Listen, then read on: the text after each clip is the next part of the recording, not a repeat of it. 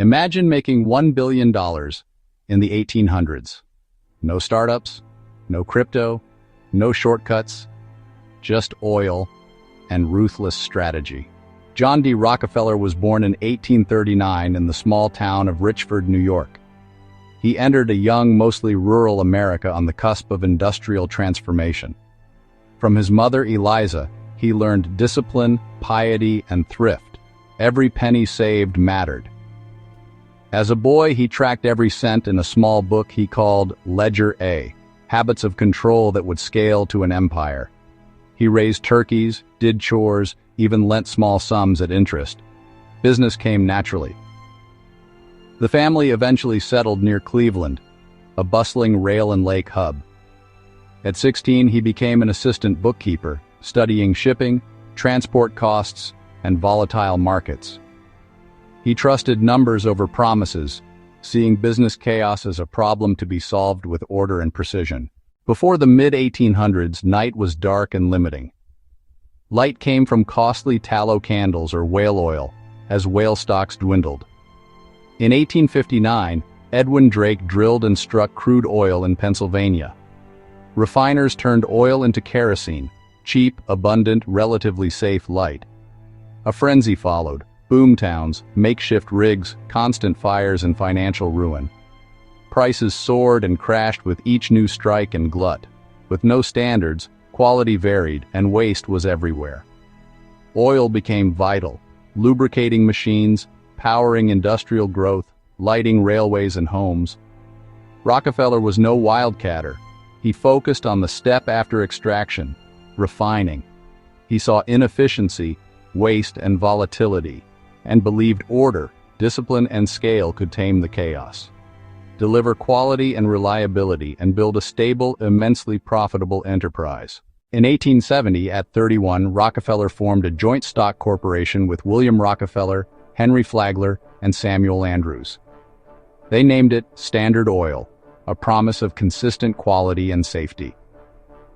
Rockefeller led, Flagler negotiated rail deals, Andrews improved yields and cut waste. With $1 million in capital, they invested in the best equipment and weathered downturns. Efficiency drove everything, cutting costs to fractions of a cent. They built barrels, hired tradesmen, ran wagons, even bought forests to secure cheap inputs. Fanatical cost control enabled lower prices and growing market share.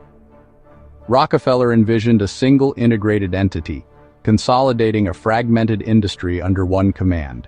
The age of competition would yield to the age of combination.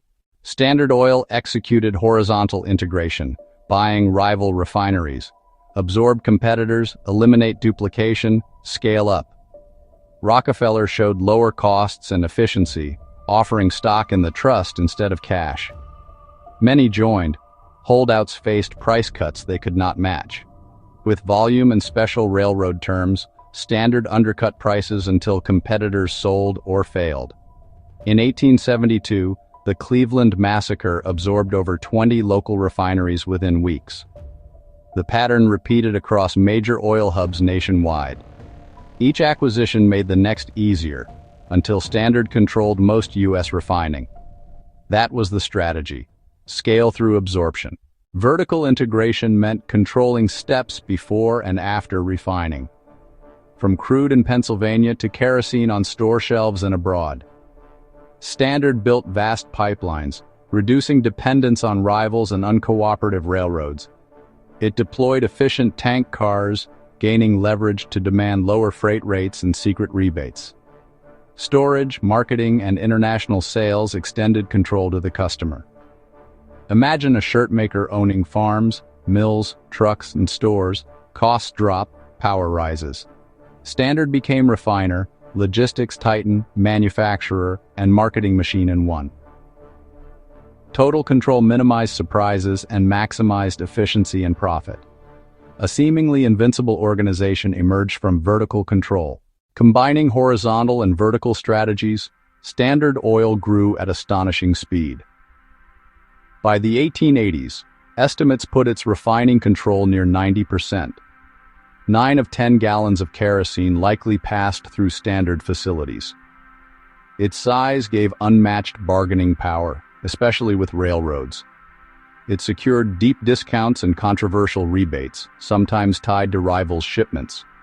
Standard sold at a loss to drive out local competitors, then raised prices to profit.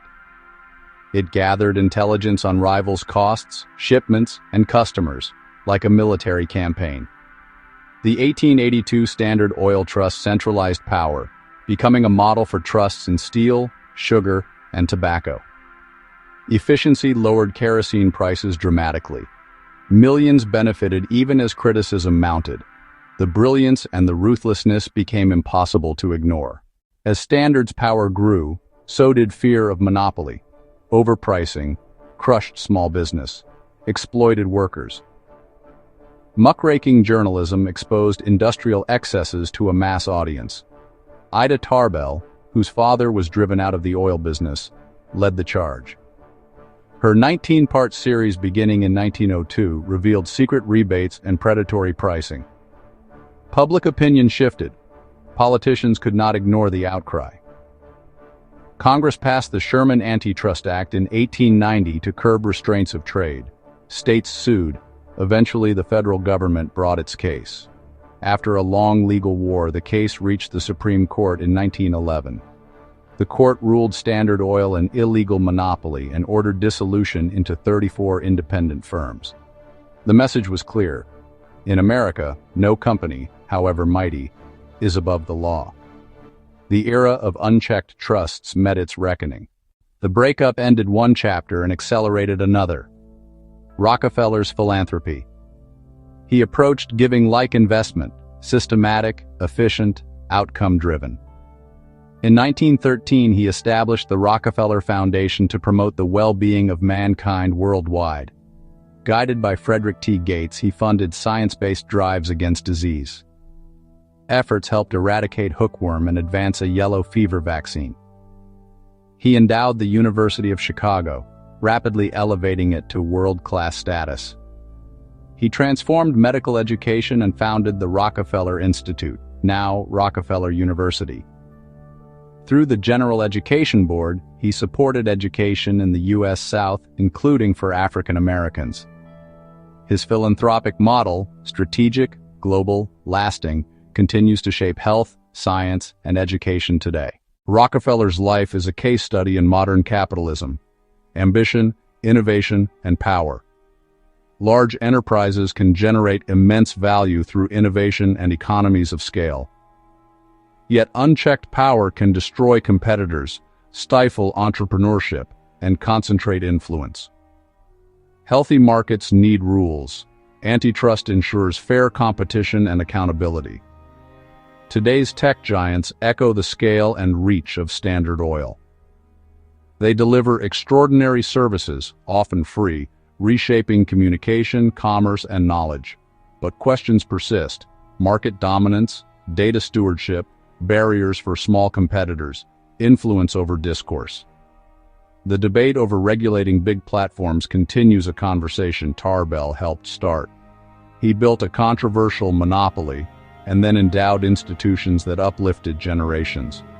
Profit and power are not the end. They carry responsibility to the society enabling them.